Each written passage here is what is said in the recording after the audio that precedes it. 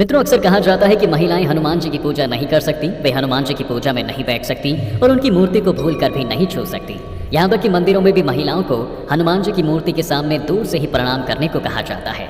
महिलाओं को हनुमान जी की पूजा में सिंदूर चढ़ाने से मना किया जाता है और ना ही उनके पैर छूने के लिए कहा जाता है।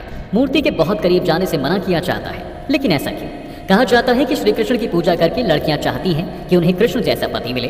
विवाहित महिलाएं प्रार्थना करती हैं कि कृष्ण उनके वैवाहिक जीवन को सुखी रखें। शिव पूजा में भी महिलाएं शिव जैसा दयालु पति पाने की कामना करती हैं। यह सच है कि महिलाओं को शिव पूजा में शिवलिंग को छूने से बचना चाहिए, लेकिन वो पूजा की सभी विधियां कर सकती हैं। हनुमान जी ब्रह्मचारी थे, यानी उन्होंने शादी नहीं की थी और गृहस्थ जीवन से दूर ही थे, इसलिए महिलाओं या फिर लड़कियों को दूर रहने के लिए कहा जाता है। दोस्तों, लोग ये भी कहते हैं कि अगर महिलाएं हनुमान जी की पूजा करती हैं तो बजरंगबली नाराज हो जाते हैं, लेकिन ऐसा बिल्कुल भी नहीं है।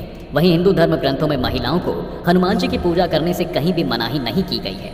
महिलाएं हो या फिर लड़कियां, सभी हनुमान जी की पूजा कर सकती हैं। वह स्वयं भी हनुमान जी की पूजा में बैठकर नियमित रूप से हनुमान जी के किसी पाठ या फिर मंत्र का जाप कर सकती हैं। पुरुषों की तरह वे भी हनुमान मंदिर में पूजा करने के बाद बजरंगबली को प्रसाद चढ़ा सकती हैं, लेकिन इनके सामने अपना सिर नहीं झुकाना चाहिए, क्योंकि हनुमान जी माता सीता को अपनी माता मानते थे और इसलिए उनके लिए हर स्त्री माता समान ही है। ऐसा कहा जाता है कि भगवान हनुमान स्वयं महिलाओं के सामने झुक सकते हैं, लेकिन उन्हें किसी भी महिला का अपने सामने झुकना स्वीकार नहीं है। इसलिए महिलाओं को कभी भी हनुमान जी के सामने सिर नहीं झुकाना चाहिए। शास्त्रों में कहा गया है कि महिलाओं को हनुमान जी की उपासना नहीं करनी चाहिए। यदि किसी महिला ने 9 हनुमान जी के व्रत रखने का अनुष्ठान किया है और उसे बीच में ही मासिक धर्म आ जाता है तो यह अनुष्ठान टूट जाता है। इसलिए महिलाओं को हनुमान जी का व्रत नहीं करना चाहिए। पीरियड्स के दौरान महिलाओं को हनुमान चालीसा का पाठ भी नहीं करना चाहिए। ऐसा कहा जाता है कि महिलाओं को ऐसे समय में भगवान हनुमान जी को याद भी नहीं करना चाहिए, अन्यथा भगवान क्रोधित हो जाते हैं। हिंदू रीति रिवाजों में देवी देवताओं की मूर्तियों पर जल चढ़ाना एक अनुष्ठान माना जाता है। भगवान की पूजा की शुरुआत जल चढ़ाने से ही होती है। महिलाएं सभी देवी देवताओं को जल भी चढ़ा सकती हैं, लेकिन महिलाओं को हनुमान जी की मूर्ति पर कभी भी जल नहीं चढ़ाना चाहिए। इसी तरह महिलाओं को कभी भी हनुमान जी को वस्त्र नहीं चढ़ाने चाहिए। ऐसा करना ब्रह्मचारी का अपमान माना जाता है। महिलाओं को हनुमान जी की पूजा में कभी भी सिंदूर नहीं चढ़ाना चाहिए और ना ही उनके पैर छूने चाहिए। हनुमान जी को कोई भी चीज़ अर्पित करते समय उसे उनके सामने रखना चाहिए। धर्म के जानकार बताते हैं दोस्तों कि शास्त्रों में हनुमान जी को भगवान नहीं माना गया है, लेकिन हिंदू धर्म ग्रंथों में हनुमान जी को शिव जी के 11वें रुद्र अवतारों में से एक माना गया है। ये भगवान शिव जी के सभी अवतारों में सबसे बलवान और बुद्धिमान माने जाते हैं। वे राम के सेवक हैं और उनकी सेवा से प्रसन्न होकर माता सीता ने उन्हें चिरंजीवी होने का वरदान भी दिया है। वे हम सभी के उद्धार करता है। वे कलयुग के अंत तक हम सभी की रक्षा करेंगे। यदि स्त्रियां इस जगत पालक को अपना भाई माने, प्रतिदिन उनकी पूजा करें, तो संसार की कोई भी बुरी शक्ति उसे छू भी नहीं सकती। लेकिन हर पूजा के कुछ नियम होते हैं, उनका पालन अवश्य करें। हनुमान जी अखंड ब्रह्मचारी व महायोगी हैं, इसलिए सबसे जरूरी है कि उनकी किसी भी तरह की उपासना में वस्त्र से लेकर विचारों तक पावनता, ब्रह्मचार्य व इंद्रिय संयम को अपनाएं।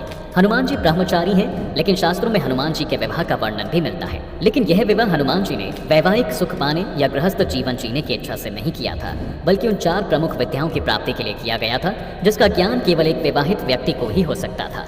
पौराणिक कथा के अनुसार हनुमान जी ने सूर्यदेव को अपना गुरु बनाया था। सूर्य ने 9 प्रमुख विद्याओं से 5 विद्याएं अपने शिष्य हनुमान जी को सिखाई थी, लेकिन जैसे ही बचे हुए 4 विद्याओं को सिखाने की बारी आई, तब सूर्यदेव ने हनुमान जी से विवाह करने को कहा, क्योंकि इन विद्याओं का ज्ञान केवल विवाहित व्यक्ति को ही दिया जा सकता था।